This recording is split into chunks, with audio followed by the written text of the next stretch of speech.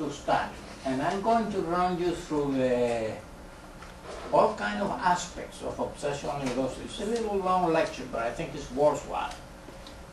Not only will I give you the clinical aspects and manifestations of the disorder, but we will look behind the facade of the disorder, the dynamics of these problems. We will look at the treatment, and we will look at what happens. When does this disorder start? How does it manifest itself in children, and later on in adolescence, and finally in adults, and make some comparisons between the ways, the similarities and difference between the manifestation of this disorder at the different ages, which are very striking and important to know about. Otherwise, a lot of mistakes are done, which are unnecessary and can be quite serious, actually. So there are several types of obsessional neurosis. Some people only have obsessional ideas. They are tormented with obsessional thoughts, many of which are disturbing thoughts. For example, a religious person may be having bad thoughts about Jesus or the Virgin, and obscene, sacrilegious thoughts, and they can get rid of them, and it's a nightmare for them. I even have seen on occasion priests with this disorder where that is their affliction, and it's really incredibly disturbing to them to have these terrible thoughts that come can be avoided. That's a group, only have obsessional ideas, so they have obsessional affects. They self-reproach, they have shame in different forms, they have hypochondriacal anxiety, some have social anxiety, some have some type of delusions of being noticed, they are very shy, they blush easily, some have fear of temptation and things of that kind. So there are a lot of different types of affects of an obsessive quality that can be felt by these people, and it has a quality. It's there, it's always there, it's an obsessional phenomenon, it never goes away, it persecutes you wherever you go, and it's very painful. Then there are obsessional actions. This is the more complex form of it. This is people that not only generally have obsessional ideas, which sometimes are thoughts of some potential damage that can overtake some, let's say, member of your family, that your mother is going to be run over by a truck, or your wife, or your child, or whatever. And that produces an enormous amount of anxiety because the thought is felt to be a potential threat to this person that is menaced in your thinking by being run by the truck and so on. And so people have to perform ritual to counteract that threat. In other words, you see there is a lot of magic. Just as we sometimes touch wood when we say, oh God, I hope that doesn't happen, and you touch wood. These people perform rituals, and these rituals tend to neutralize the bad thoughts and in a kind of magical way stop the possibility of the damage that they were having thoughts of happening. It stops it. And so it's, they have to do this. As you will see in a moment, adults do hide the performance of these rituals. There may be some of us in this room that have this problem and perform rituals, but nobody else here will notice it because we can hide that real well. And as you will see, that's an enormous difference with children, which don't hide them at all. So these are the different types that there are. As you know, some people watches numbers, whether it is of numbers of 13, and if they see a number 13, some calamity is going to take place, and some ritual must be performed to avoid the calamity from taking place. And usually the calamity is something that will affect somebody dear to you, close to you, and so it becomes very, very painful. Now, they may have all kinds of phobias and all kinds of superstition, and they tend to be very over-conscientious. They have very severe conscience, very severe superegos, generally speaking. So these are the different types that there are. Some different proportions, these things are combined. They are very different from one another. These are some more. Some people collect a scrap of papers. Some people collect things to a degree, and I can tell you that I have seen such patients that you cannot walk into the houses because there is newspapers all over. Everything that comes into the house is retained in the house. Nothing comes out. And so at some point there are only very narrow passages to go from one place to another because nothing can leave the house. And so as you will imagine, that's an incredible, painful situation for anybody to be in. And there are even some very famous people who have had that problem. For example, Picasso had a severe obsessional neurosis. And what he did is he filled up, was so really wealthy and could buy a castle with a painting. He filled the house with painting scrap because he didn't let anything get out that came into the house. Pieces of paper, correspondence, newspaper, whatever it was, all the crap was in the house. And when it was full to the brim, he simply would close it, buy another house and move over there.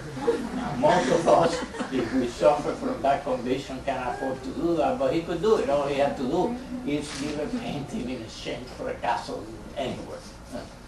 So, as you see, some cases are really very, very extreme. So these are the various things. Now, many of the people with obsessional neurosis have this type of symptoms, which are very common. They have to check things out of the fear that some damage might take place. For example, they fear that they left the oven on, and that will start a fire and destroy the house and maybe damage some of the members of the family that are being left behind when they go to work. They have to check irons, they check doors, they check lights, they check ovens, they check all kind of electric appliances and so on. And it's not only going and check it once. One of the characteristics of this disorder, there are a couple of shares here if some of you want to see. One of the characteristics of this disorder is that you are not satisfied by checking once. In other words, you check it once, and then the moment you turn your back and are ready to leave, let's say to go to work, you are assaulted by the doubt that maybe you didn't check properly. So you have to go back, and sometimes that is repeated for inordinate amounts of time. It may take some of these people an hour to be able to leave the house before they go to work, so they may have to get up very early before they can do that. I had a patient in London for years that it took him about an hour and a quarter to be able to get out of the door of the house. He had to go innumerable times to check all kinds of things in the house. So that's a very common phenomenon. As you see, it's very crippling. It really absorbs you and destroys your ability to do anything else. You are constantly dealing with these anxieties and these thoughts and this fear of the damage that can come if you don't do the checking. This is a common one. Some people have the fear of contamination, fear of germs, so they don't touch knobs of doors. They have to use a handkerchief or sometimes they carry things with alcohol and they only touch that if they clean it. And they do the same with toilets and in bathrooms and things of that kind. So it is a real nightmare when you have these symptoms. That is very common. It's a common symptom of obsessional neurosis.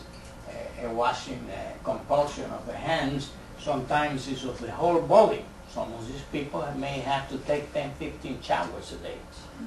And that, as you will imagine, creates quite a problem. For them, it practically incapacitates you for anything else. If you live in a family with only one bathroom, that's a real problem. And it happens. Believe me, it does happen. When it happens in adolescence, it's a real nightmare.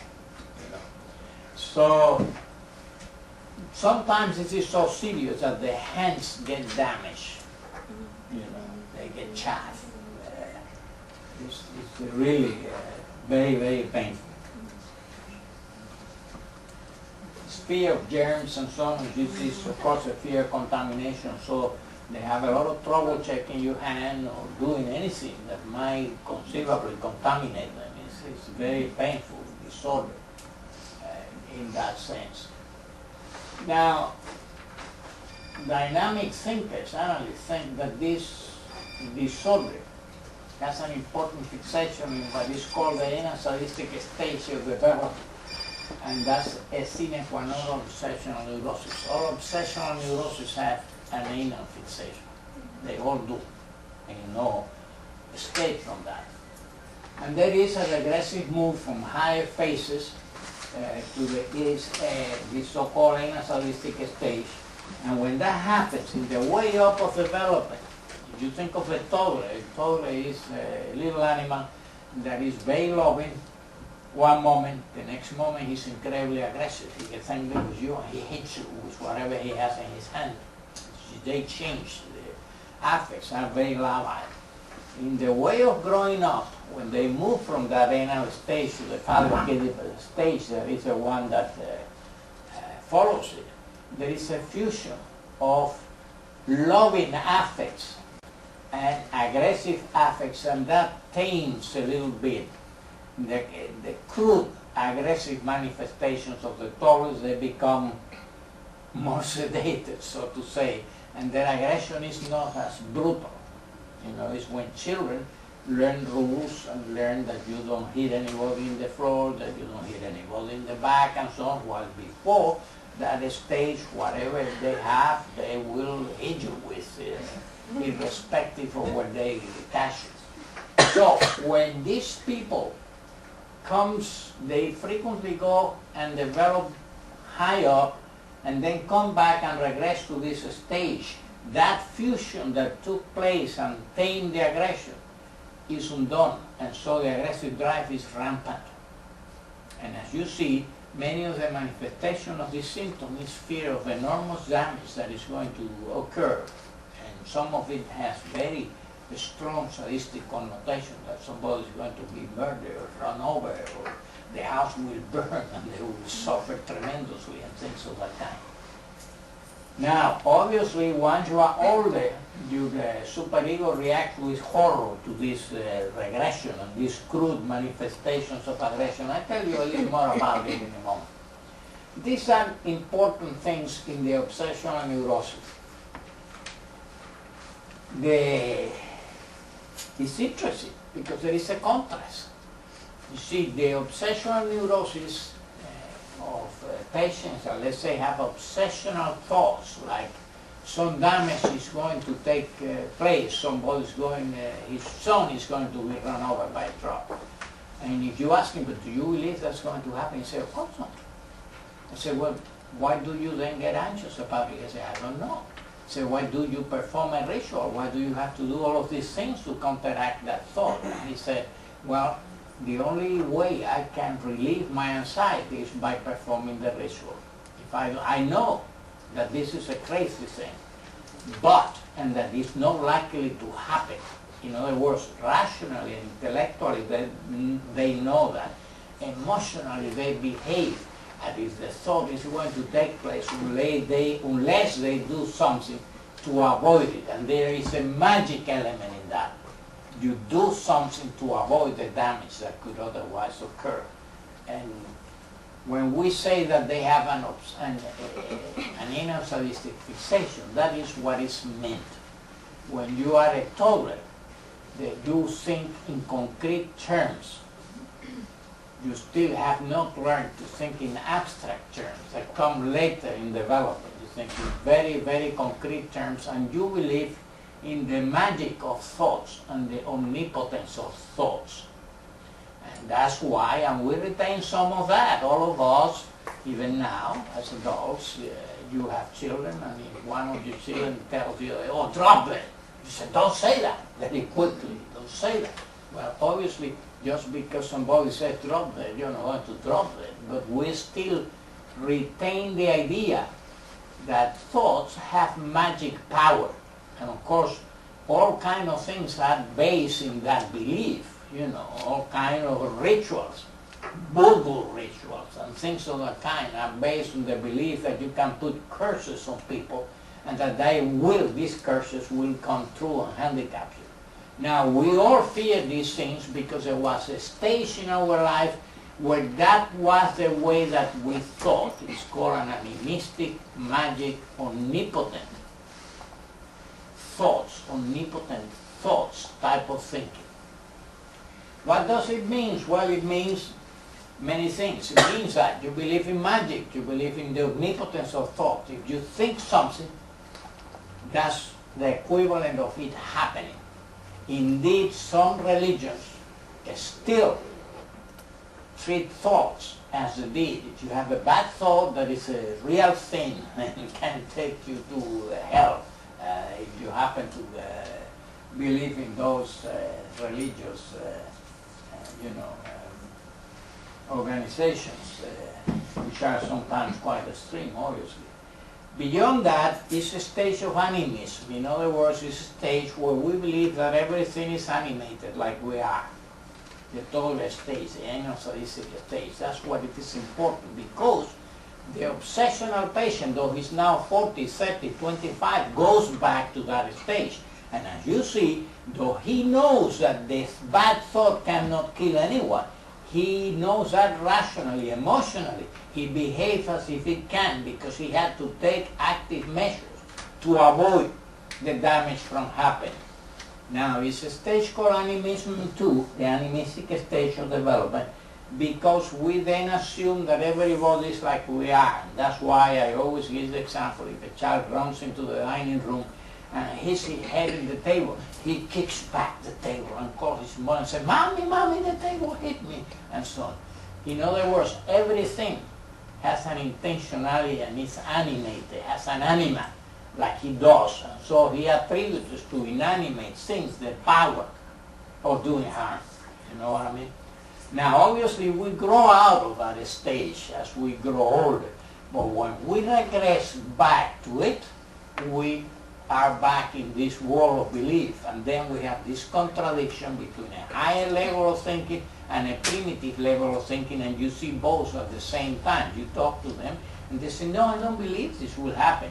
But I have to do it because otherwise my anxiety is of such a nature, in spite of the fact that it's not likely to happen, it shouldn't rationally, logically happen, that I have to do it because that's the only way I feel sure that it's not going to happen."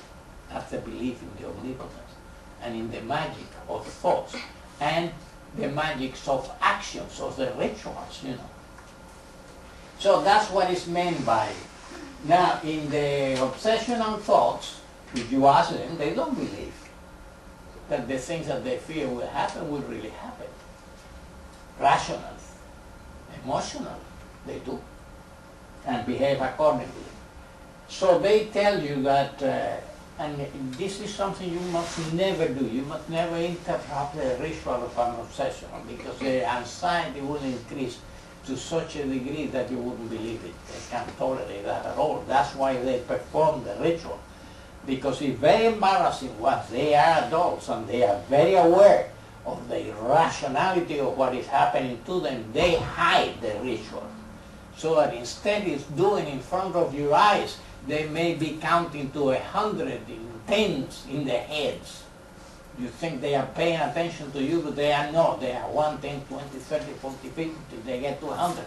That neutralizes the potential evil that was around. Or whatever it may be, they may have to be knocking in a certain way, in a certain part of the body, or doing with the toes, certain performances inside their shoes and so on, that you cannot see, that they are grossly involved in. Otherwise, their anxiety hits the ceiling. So, one never interrupts the anxiety of an obsessional. The thinking in obsessional neurosis, as I told you, has a lot of magic and belief in the omnipotence of thoughts. And this is another characteristic of obsessional, their ambivalence. They are very ambivalent, very difficult for them to make decisions. It's yes and no are difficult for them to. There's not a definite yes and a definite no. It's both yes and no. and it's both wanting to do it and not wanting to do it. So they are very ambivalent, and they have very strong feelings of love and hate, which is part of the ambivalence. That's the omnipotence and magical thinking that I was telling you, which is typical, and the doubting, which I already mentioned. You do something, you check something, and the moment you turn your back, you are doubting whether you did it properly, whether you actually did it, and so on. In fact, I have had patients driving a car that hit a bump, and the immediate thought is, I run somebody over. They look in the mirror, they don't see any body line on the road, but they will go around the block to check.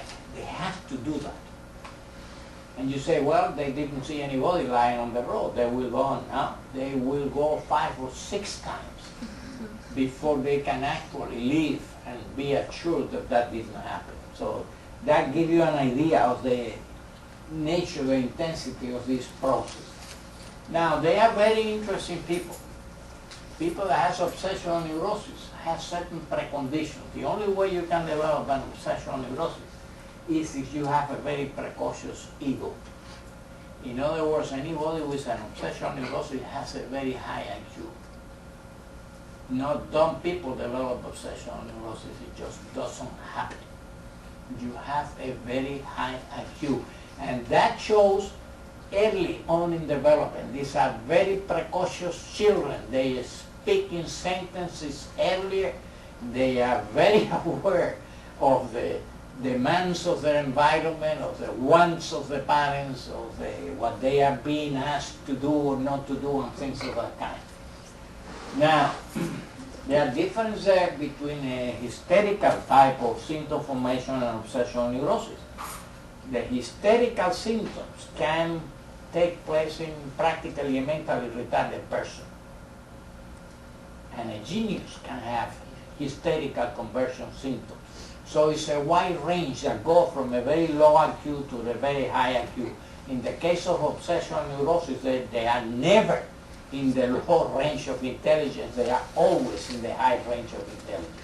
And that's a sine qua non. In fact, if you see somebody that looks like an obsessional neurosis and is dumb, he is not an obsessional neurosis, believe me. And it will show in good time.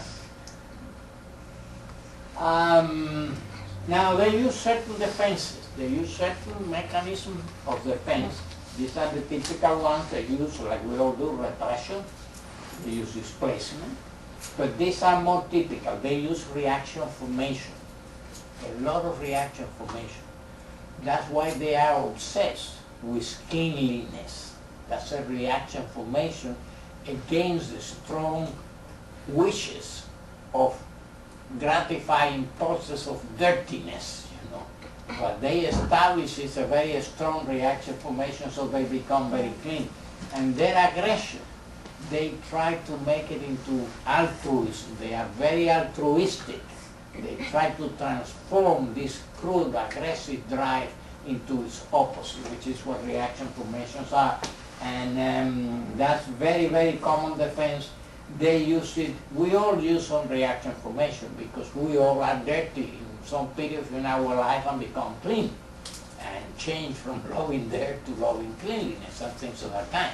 And from being aggressive to other people and just gratifying our wants to becoming more able to share and to be empathic and to take care of other people and so on. We all do that, but these people go to an extreme. And as you see, sometimes it misfires, because if you, in your attempt at being clean, which is a reaction formation against the natural inclination to be dirty that we have as children, and you develop a washing compulsion, that's an extreme form of reaction formation, and what is a useful defense has become a symptom. That is a very great handicap to have. Now, I told you they are highly intelligent. They have very high IQ, so they use a lot of intellectualization, and they do that very well. These people are thinkers. They can think at a very high level of sophistication, and you see the contrast between their ability to think and the irrational things that overwhelm their thinking frequently. There's something called doing and undoing. They do something and they have to undo it immediately. They isolate affects and they isolate contents. What does that mean? Well, it means that they obsessionals don't like affects. They don't like emotions. They like computers. They like machines that are very effective, very efficient, think very clear, are capable of doing great things, but has no feelings. They are terrified of feelings. And so they isolate affect from contents. So they can tell you the most horrendous thoughts without affect. When they tell you about a truck that is going to run over and get the bowels of his son out into the street, they can tell you that without any affect whatsoever, because they isolate the affect from the content. Yet somewhere, as you see, they are reacting to it very strongly. But in terms of their communication, they isolate the affect, and they tend to isolate the contents. In other words, they don't put together things that belong together. I always use an example, and that is you in the morning, had a bad day, and you didn't like the coffee your wife prepared for you, and you say, hey, you can't even do coffee properly. This can't be, nobody can drink it. You leave. Your wife gets upset. You come in the evening, and this is the undoing. That's an aggressive, unwarranted piece of behavior because they are explosive. Sometime during the day, they will undo that. They go by a flower shop and say, oh, I haven't bought flowers to my wife in a long time. I'm going to buy a bunch of flowers and take it to her. That's the undoing of the doing, of the early doing. You understand what I mean? And he gets his flower and gives it to his wife and says, put it wherever you want to. I'm not interested in your flower, which is still hurt. He's trying to undo. He's not doing this on purpose. He's not thinking, no, I behave like a pig in the morning, I should make up for this. No, he has absolutely, in fact, he's surprised that his wife is not welcoming the flowers at that point. He had completely forgotten what happened in the morning. So that's the doing and undoing. And that's the isolation of content too, because as you see, what happened in the morning is in a box over here, and what happens in the evening is another box over here, and he never relates the two of them. He isolates the content. That's typical of this type of neurosis. Now, this I have to tell you. Usually DSM-4, or whatever DSM you are used to, the latest one is DSM-4, TR. It's a descriptive phenomenology. In other words, it tells you what the symptoms are that describe the disorder, but it doesn't go any further than that. And that is very misleading, and I will show you why it is very misleading. It's helpful, but it can be very misleading at the same time. It certainly doesn't lead you where you need to have your mind if you're going to do a proper assessment of an obsessional neurosis. On the other hand, if you look at the defenses that patient with those descriptive symptoms shows, you look at the defenses. If he doesn't have this set of defenses as the most important defenses that he uses, he may look like an obsessional neurosis in the descriptive sense, but he's not. He has to use a lot of intellectualization, a lot of reaction formation, a lot of displacement, a lot of doing and undoing, a lot of isolation of affect. If he uses other type of defenses, he's something else. That's going behind the facade, going inside the structure of the obsessional neurosis and saying these defenses are the ones that produce much of what you see in these people's character.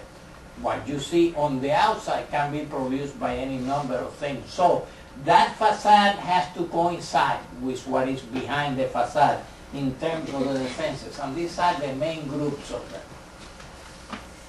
Now, this is the superego, the conscious. I told you that they have very severe superegos, very punitive, very archaic, very demanding. And that's partly related to the ego precociousness, because they very early on in life, when most children are not aware of the demands of the environment, on the curtailment of their instinct and their aggression and the demands and the expectations that the environment has for them, they do. And so they incorporate the prohibitions of the environment very early on. And so they have very severe, strict superegos. When most children ignore many of these things because the ego development is still not there, these children are sufficiently precautious to be highly aware of what you want and to react with feelings to your disappointment in their behavior. And so they introject very early the commands of the group, the family group, and have very strict superegos.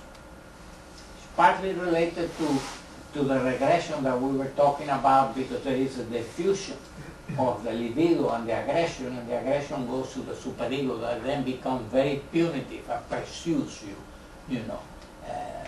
because of your bad thoughts and things of that kind. Let's talk a little bit about pharmacotherapy, though I will come back to this in a moment. These patients have many ways of treating them. One of them is pharmacological agents, usually what I call serotonin reuptake inhibitors. They come in many shapes, forms, and types. And they are effective. They are very effective. Some of them more than others. Some serotonin reuptake inhibitors are better for a certain patient. Not every obsessional responds to a given serotonin reuptake,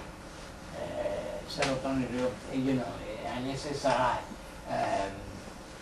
But in that range, there is one or another that he may respond very well to. Frequently, where people fails is in the fact that they don't give him the doses that they require. Sometimes they require very large doses. These SSRIs are really antidepressants, things like Paxil and Prozac and things of that type. In very large doses, sometimes very difficult obsessional patients with 60, 80 milligrams, 100 milligrams of Paxil or Prozac will clean the symptoms. And that's a blessing, quite frankly. It's such a crippling disorder that if you can control it this way, that's good. Now, there are problems with that, unfortunately, and what you are doing is like taking a headache with an aspirin, but not dealing with the cause of the headache, which means the moment you stop the medication, they will be back having the symptoms, so they have to take this forever. The problem doesn't get resolved. It's like treating a headache with aspirin. If you don't know what produces the headache, and it's a chronic headache, yes, you can take away the headache, but whatever the cause of the headache is still there and it's still active and it's still leading to the headache. You can kill it with the medication. That's what the SSRIs, serotonin reuptake inhibitors, do. There are any number of behavior modification therapy, combinations of cognitive and behavior modification, various forms of psychotherapy, dynamic psychotherapy, psychoanalysis, and combinations of the above in various proportions. In my judgment, the best treatment is a combination of the above. But in many of these patients, as you will see in a moment, particularly the severe ones, unless you use medication, you cannot treat them. They will not do well in psychotherapy unless you medicate them. If you medicate them, then you can treat them. I will show you why in a little while. This is a natural history of it. This is a different program. You just have to link it and then it goes automatically. But I mainly from my computer at home to this one. And when you do that, it doesn't email the hyperlink. You have to do it again. LOCD-like symptoms can be observed commonly as early as the second year of life. That doesn't mean to say that these children have OCD, but children in the second year of life have a lot of symptoms. that are similar to symptoms of people with OCD. For example, they may not like food with certain odors or with certain colors. And usually these are odors and colors that are strong and somehow are related to bowel movements of one kind or another, and they don't like that. It's like dirty, So this, in the second year of life, there are children that will not eat certain things if they have a certain smell or they have certain colors and things of that kind. And it's typical what OCD people have problems with. That doesn't mean, though, that the child will develop later on OCD at all. But you can see some manifestations of some of the manifestations of later OCD patients as early as the second year of life. Now, sometime between 3 and 5, many children become phobic. Many children become phobic. They develop fears of whatever, the dark, thieves coming into the house, somebody coming and hurting them or stealing them, or fear that something will happen to them, all kind of fear of animals, all kind of phobias. Well, as you know, a particular form of obsessional neurosis is a combination of phobias and obsessions, obsessional thoughts and rituals. How strong the combination is a different matter. Some patients, some obsessionals don't have any phobias, but most of them have a combination of phobias and then obsessional rituals to deal with some of the phobias, because some of the phobias, as you saw a moment ago, are fear of contamination, fear of germ, fear of illness, fear of certain type of damage and things of that kind. So they are phobic of these things, And so it's a combined picture of phobias and obsessions. Now, some of these phobic children will later on become obsessional. And the question really is, how do you know which one is going to do that and which one is not? How do you tell that? Well, generally speaking, a full-blown obsessive-compulsive disorder doesn't appear at least until the age of 10. It's very rare before the age of 10, though the recipe for the disorder is already there. But it doesn't manifest itself, generally speaking, before the age of 10 or 11. You will see why in a moment. Or in early adolescence. It usually kind of blows itself up and becomes manifest. Now, how do you tell the difference? Well, it's simple. You look for the anal fixation. If a child that is phobic has no anal fixations, he's going to remain phobic all of his life, or he's going to grow out of his phobia, and he's never going to regress back to that stage because he doesn't have that fixation. And without that fixation, you cannot become an obsessional neurosis. So if you see a child that is phobic but has no fixation to the anal stage of development, he will never become an obsessional. But you see a child that is phobic and have massive fixation to the anal stage of development, then that child is very likely to later on in life develop an obsessional neurosis, and that's how you know the difference. And that's how you can make interventions very early on in life, because the children are at enormous risk to develop that disorder and should be treated to avoid this from happening. Now, let me tell you about the owning concept in OCD. OCD is a very interesting phenomenon. You produce a set of symptoms, and that's like, there is a core to this, which is, the type of defenses you use, the precautions of the ego, the fixation and the analysis, that's a core. Then you produce symptoms, and that's one layer of the onion. And these symptoms quickly are substituted by another completely different layer of the onion. It's a different crop of symptoms, it has nothing to do with the previous one. It's a different kind of form of symptom. And that one is substituted by another one, and that one by another one. And that happens through many years. By the time you see an adult, he has an enormous onion with any number of layers before you get to the core of the disorder. And that is an important concept. You will see in a moment For why? The child is obviously in the process of developing the onion. Now, you have an onion with a lot of layers. You have to remove each one of them before you get to the core of the onion.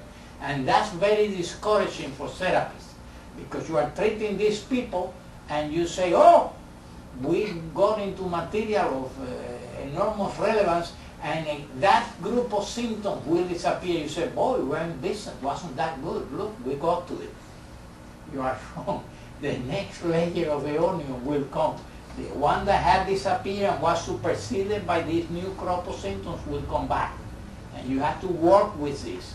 You peel that level, and you still get another one. And it depends how many layers the onion develops through the years, how much work you have to do before you get to the core of the disorder. Where children are in the process of developing that onion, and probably don't have many layers on it, so it's a lot easier to do that than to treat an adult with 20 layers in the onion, you know what I mean? You have to peel that onion real hard, and that takes time and is difficult. In children, once they develop this, and remember, it never happens before the age of 9 or 10. If you see anything like an OCD in a child that is younger than that, think twice is something different, you know, because it just doesn't happen. And I tell you that with all certainty because in the Hampstead Clinic in London, we had a large number, we had 30 years of cases, of all type of cases, and we look at every case of obsessional neurosis and the age at where they started to manifest symptoms, and it was never before the age of 9, never. It just didn't happen. Now you could predict that they will develop the illness, because they have the anal fixation, they have the precocious egos, and they were using the defenses that obsessional use. So you say, this fellow has a recipe for this disorder, though still is not manifesting it. It's like, I don't know, it's like if you have in your house the recipe to do filet mignon, but you need to put it together. Well, you can do a filet mignon, but you have to put it together, right? That's where they are. They have the recipe, they haven't put it together.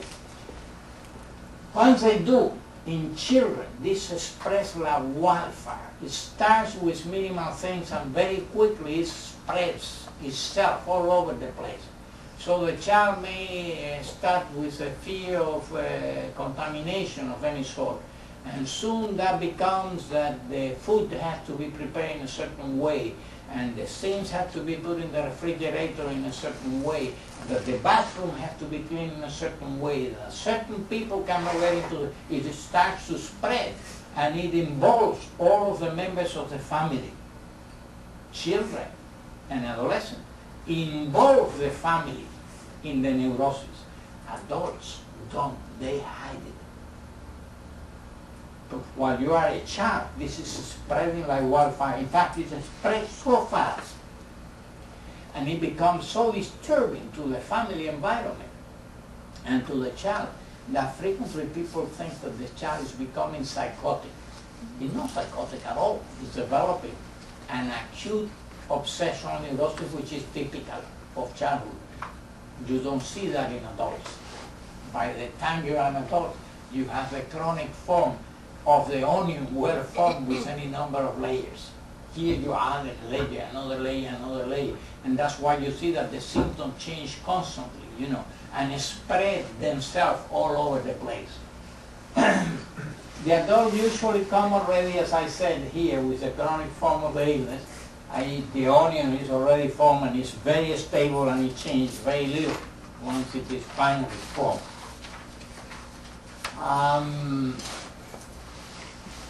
It follows then that during the treatment, you have to traverse the onion in reverse. What I was telling you earlier, you have to peel each layer of the onion. You take one and you say, oh, I solved this problem. You're not having this symptom anymore. A week later, the symptoms that preceded that layer will appear. And you have to say, what is this? I mean, I thought we had solved the problem. Well, no. You solve one layer of the onion, you have to go to the next one and to the next one, and you have to deal with as many layers as they are. And because many people, therapists, are not well aware and don't understand this disorder very well, they think they don't respond to treatment. They do. if you know how to treat them, and you know how many layers that onion has and where the core is, you know. But as you will see in a moment, there are other considerations to be taken into account. So in treatment, what you essentially do is take that onion that was formed through many years and take a layer at a time until you get to the core, and that's where the origin of the disorder was, and that's when the patient solves the problem, and then he doesn't need serotonin reuptake inhibitors ever again. But you have to get there, and that's not easy, and few therapists can do that. It requires an enormous amount of skill and knowledge as a therapist to be able to do that with a severe case of obsessional neurosis. All right, this is confusing and disappointing to the inexperienced therapist that sees a new crop of symptoms appearing after the last layer was removed and when he thought he had solved the problem.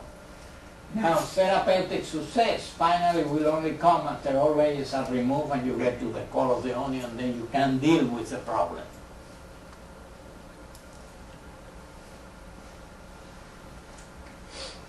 As I told you, children will involve all members of the family in the neurosis, and they will drive. You see, the anxiety that they have, the child has, and the adolescent has, is of such an intensity that the father and the mother will partake in the illness because they can tolerate the amount of anxiety and suffering that they see in that child and the amount of disruption that it causes.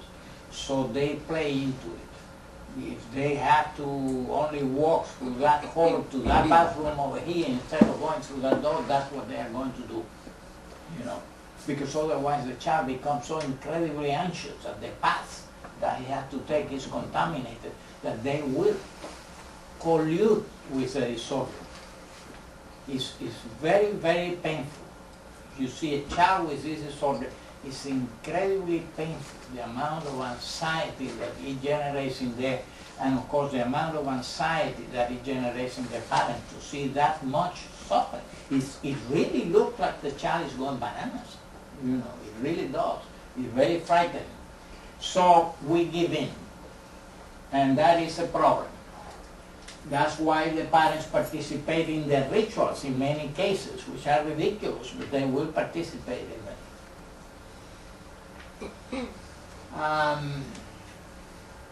Families frequently are concerned that the child may be going crazy, so these are some of it. Indeed, because the symptoms are so acute and spread so rapidly, some such children are misdiagnosed as schizophrenic, at which point they are put in neuroleptics, which are not nice medications to take when you are a child, if you don't need them, and can have very serious consequences, and we don't know it after all. You know, I'm one of these child psychiatrists. I'm a child psychiatrist, just as I am a child and adult analyst, that I am very concerned about brain development. I have been an interest all of my life, and children's brain is not fully developed at this age.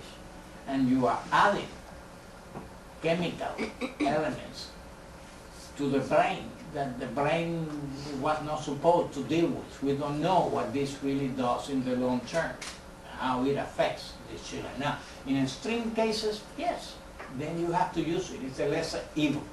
But if to give a child that has an obsessional neurosis neuroleptics out of our ignorance is medical malpractice in my judgment. And it happens a lot. I can tell you that I see this happening a lot. In fact, what that child needs, if anything, if you're going to give him medication at that point, is serotonin reuptake inhibitors, maybe in very large doses, and that will take the symptoms away.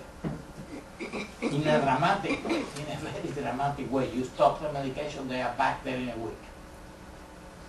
Okay.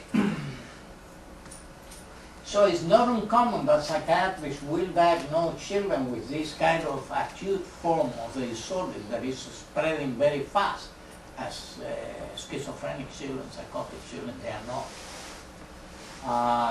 Now, it obviously soon contaminates every area of interaction with a member of the family, such as cooking, eating, bathing, and all of that has to be regulated to satisfy the needs of the anxiety of the child. So what time people take baths and in what form and how the bathroom is clean and how food is cooked and who is in the table eating it and at what time and what type of food and so on. All of that becomes controlled by the neurosis. And I tell you, as I did a moment ago, that the anxiety that it provokes in the parents is such that frequently they give in to all of this. And when they come to you, you say, what a nightmare these people has.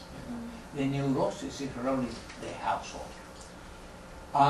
Important to meet them with the family regularly, to explain to them what is happening, to discuss the illness, to give them guidelines as to what should be tolerated and what not to tolerate, because giving into all the demands of the neurosis of the child is not a good thing at all. It doesn't help the child. It reduces his anxiety temporarily, but it only increases gradually. It's like feeding a monster, you know, it only grows stronger and more difficult to handle. As I told you earlier, adults on the other hand have the chronic form of the disorder and they tend to hide the symptoms and generally don't involve their families, though some rituals may be done in their presence, but not all that many and not all that frequently. You may be married to an obsessional, you may not know that he's an obsessional and that he performs a lot of rituals because he will do it in hiding. He goes somewhere to the bathroom, he goes to the other room, he does it. He has found ways of doing it that are not noticeable to other people, you know.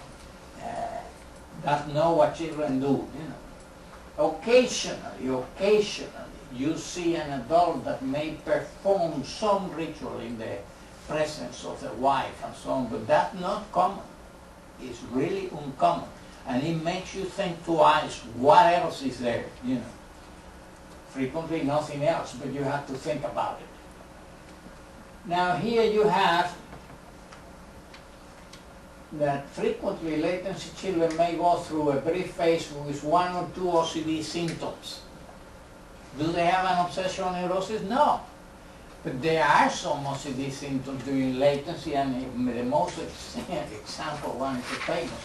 Step on the crack and break your mother's back. And you see children avoiding it.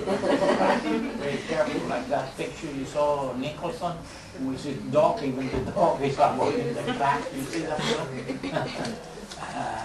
Well, that's true. That's true. It's a temporary form of symptom. Do you worry about it? Depends. You see, if I look at that child and I find that he had an ego precocious, that he has a severe superego, and that he has all of the defenses that are typical for the obsessional neurosis and anal fixation that is evident to me, I'd be very worried about him because he's starting to develop an obsessional neurosis. If I look at him and he doesn't have any of that, I know that that's a temporary developmental disturbance that isn't going to lead anywhere. And there is an enormous difference between these two. And what do you do with them? One you treat as soon as you can before this blows itself very high up. And the other one you just leave it alone. It will pass in a year or so, or 6 months, it wouldn't be doing that anymore, you know. But you have to have the certainty. You have to look behind the facade to see what the structure of the building is behind that facade. The structure is ego precautions, is the type of defense they use, the type of superego they have fixation. If they have all of this, they are going to develop an obsessional neurosis. All right.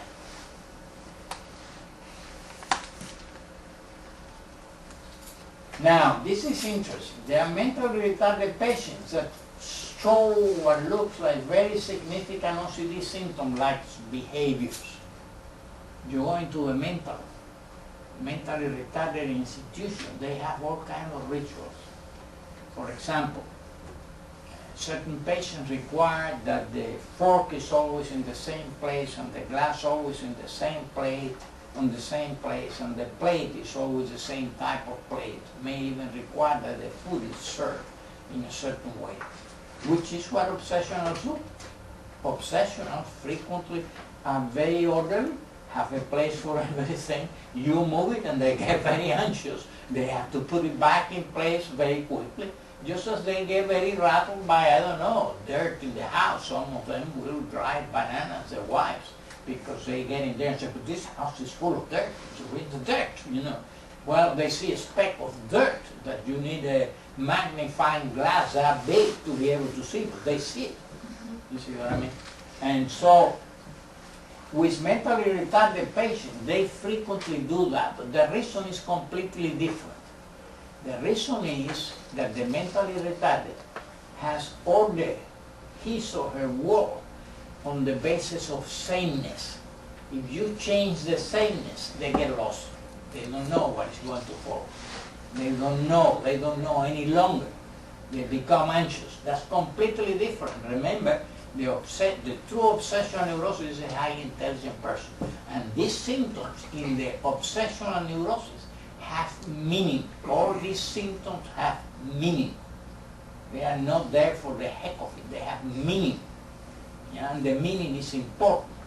It plays a significant role. That's not true of the mentally retarded patient. There is no meaning to it. The only meaning is that if you don't do it in a certain order, they are lost. They get disoriented, they get discombobulated, they don't know what is going to follow, and they get very anxious because their little routine that keeps them organized have been lost, and now they don't know. It's like they are suddenly lost somewhere where they don't know where they are, you know.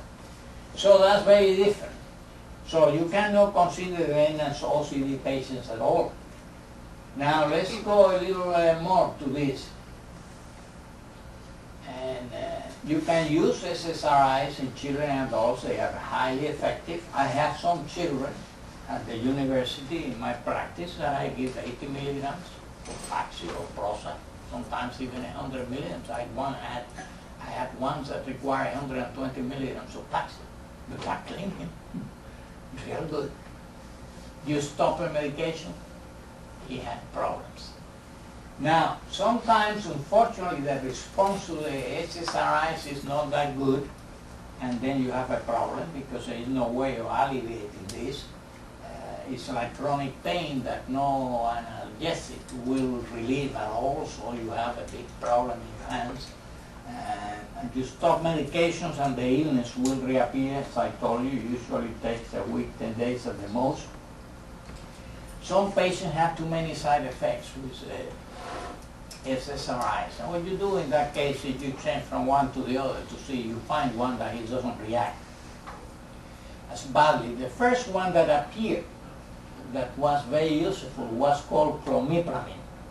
Was the first one of these drugs that appeared and was useful in OCD.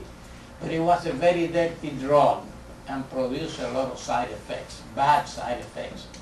And adolescents particularly were very upset by this medication. So it's not used now commonly, except that sometimes you try when nothing else works, you know. Now, the psychotherapies are important. They do well. If you know what you're doing, you have a good therapist, you are determined to go through a long process of psychotherapy with a very competent therapist that really understands this disorder, then you may have a good chance of success. Now, frequently you have to combine medication. Why? Because if you don't medicate them, they can be treated in psychotherapy, and I'll show you why now. See,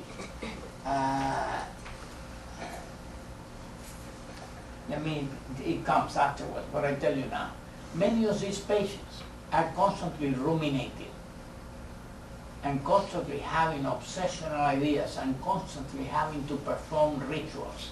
And all of these things are frequently triggered by keywords or key numbers. You see, they are driving and see a number 13. They have to let loose. They have accidents frequently. I had one in Ann Arbor, Michigan, that whenever he saw, I forget what number it was, I think it was a number 8, he had to let loose the driving wheel. But I don't need to tell you how many accidents we had. You know. And he had to do that and count then on 1, 3, 5, 7, 9 to 11. Well, in that time, I can't tell you how many tickets he got and how many accidents he got involved in. So as you see, some of these things are kind of funny, but are very dangerous. But on the other hand, it shows that they are very reactive. when you have a patient in psychotherapy and you're talking to him, much of what you say, unless you are really very sensitive to what are the triggers in this man, of the obsessional mechanism and the anxiety, you may be saying things that force him to go into a ritual, at which point he's no longer with you. You see what I mean? He's performing his ritual to reduce his anxiety. Or he's dealing with his obsessional thoughts and you are blabbing away but he's not listening to you. He's inside his head trying to deal with his obsessional thoughts and doing his ritual to avoid the damage that otherwise he thinks will take place to some member of his family and so on. Well, when you are in that situation, that patient cannot introspect. He cannot really do psychotherapy. He spends more of the time in the couch, dealing with his obsessional neurosis, not doing psychotherapy. He's not listening to you. He can't listen to you. In fact, many of the things that you say may trigger off some of the anxieties that he already has. Unless you are very skillful and very experienced with this patient, know how to avoid that, and that is sometimes impossible. Well, with that patient, you're not going to do well at all unless you medicate him. Because if you medicate him, he becomes symptomatically clean. And then he can introspect. Then he can look inside, he can look at the past, he can look at the history of his symptoms, what happened to him here, there in his childhood, where did that inner fixation came from, what is a result of it. He can look at all kinds of things. Not when he has an active task of dealing with his obsessional thoughts and things of that kind. So in that case, obviously, if you don't medicate them, you're not going anywhere. You're not going anywhere. So to me, very frequently the idea combination is that one, medication and treatment. And then at some point, if you are lucky and you are experienced and the patient responds reasonably well to it, then at some point you can stop the medication and he will never need medication or have these symptoms ever again. But that's a wonderful success and it's difficult to achieve, takes a long time, takes a lot of patience, takes a lot of experience on your side and a lot of patience in the patient side. Now, you're doing psychotherapy, you frequently cannot start with a very frequent, with a lot of sessions in a week. Just can't tolerate that. So you have to measure that very carefully. It depends on the acuteness of the disorder. Sometimes you have to reduce the number of sessions because the patient becomes very disorganized by the process. And is this the type of patient that you have to medicate, or you are not doing him any good, you may be doing him some harm. Not in the sense that you're going to make him any worse than he is, but you are going to provoke a lot of anxiety and suffering in that particular patient. Now, the therapy obviously has to concentrate in making the superego less severe, less strict. Remember, these people have extremely severe superego and more tolerant of the inner sadistic impulses of the patient. And that you have to do from very early on. In fact, you concentrate in this. Because if you don't somehow modulate the severity of the superego, then he's constantly producing symptoms. So a high priority is to mellow that superego, to get to the factors that made it as sadistic, aggressive, and punitive as it is, and try to modulate somewhat that type of superego. This you have to do very early on, otherwise that will interfere with programs of treatment because it demands constant punishment and the constant performance of rituals and things of that kind. And that is deadly for the treatment. The superego will then paralyze the ego by forcing it to perform a variety of rituals and expiatory acts even during the sessions. And when the patient is doing that, you are not doing psychotherapy. And if he's doing that most of the time that he's with you, you are not going anywhere. And as a patient that I told you, you have to medicate, and then you have to try and get to the superego aspects of the problem as early as you can. The never-ending and painful ruminations are another consequence of the severity of the superego, And of course, they can't avoid that. If they come, they come. That's why some severe cases really do not do well in psychotherapy or psychoanalysis. If they are of this they have these characteristics. You have to medicate them, you are not going anywhere. They will not respond to any form of psychotherapy and certainly will not do well in psychoanalysis. All right? Now, you medicate them, you have a different ballpark.